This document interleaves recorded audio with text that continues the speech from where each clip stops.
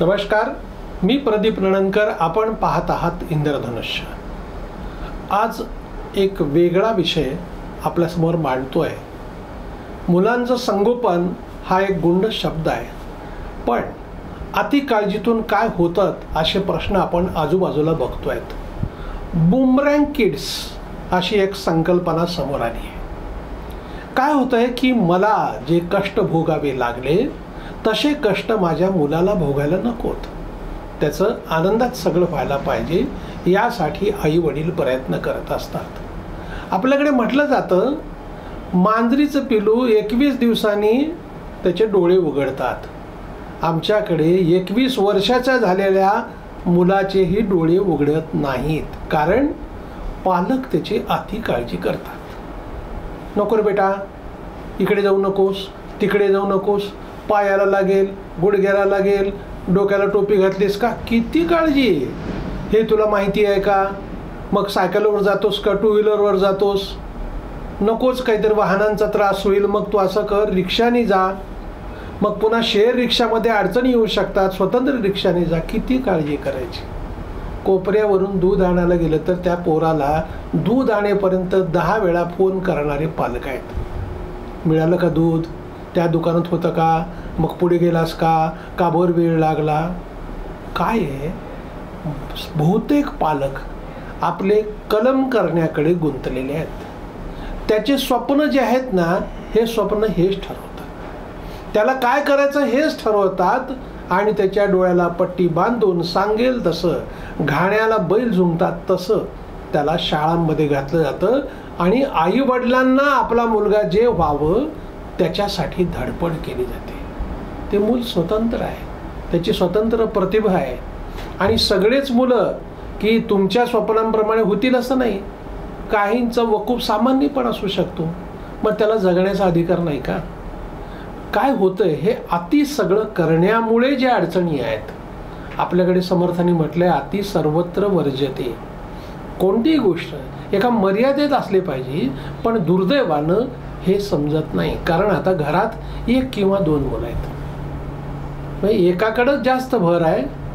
पूर्वी लेकरं किती होते ह्याचे कळत नव्हतं, त्यांना कोण सांभाळतंय हे माहिती नव्हतं, आणि त्याचं संगोपन तेव्हा चांगलं होत होतं.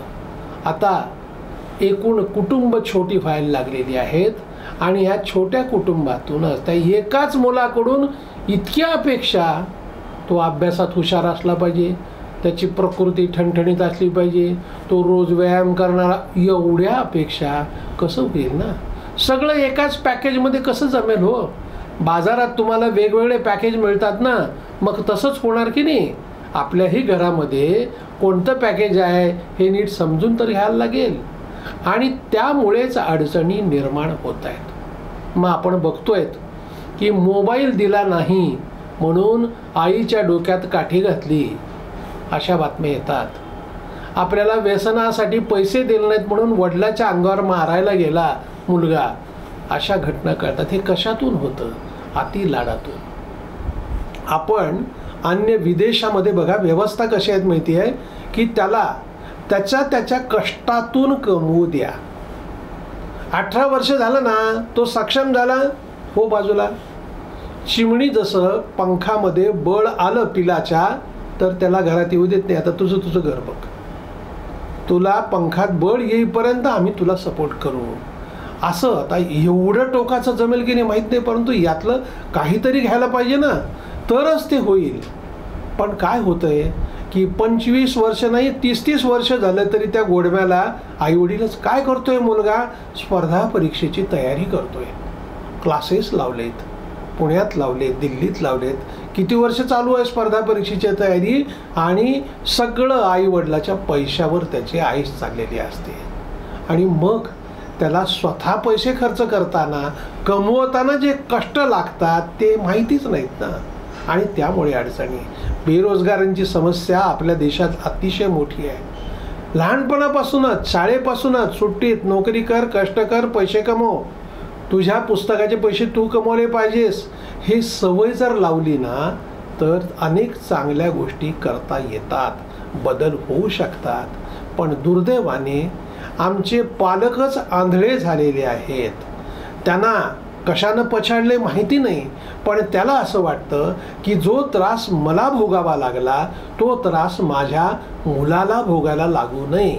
विचार चांगले आहेत, पण इथंच गोम आहे. ह्या विचारामुळंच पोरं पोथी वळखतात आईबाबाची, आणि त्यातनं समस्या निर्माण होतात. आणि म्हणून ही बुमरँग किड्स, पालकावरतीच बुमरँग होतं, असे किड्स आपल्याकडे जन्माला येत आहेत. वेळी सावध झालं, याकडे लक्ष दिलं तर काही बदल होईल, अन्यथा ही एक नवी पिढी वेगळ्या पद्धतीची वाढत जाणार आहे. धन्यवाद. आपल्याला हा जर व्हिडिओ आवडला असेल तर तो लाईक करा, फॉरवर्ड करा व सबस्क्राईब करा.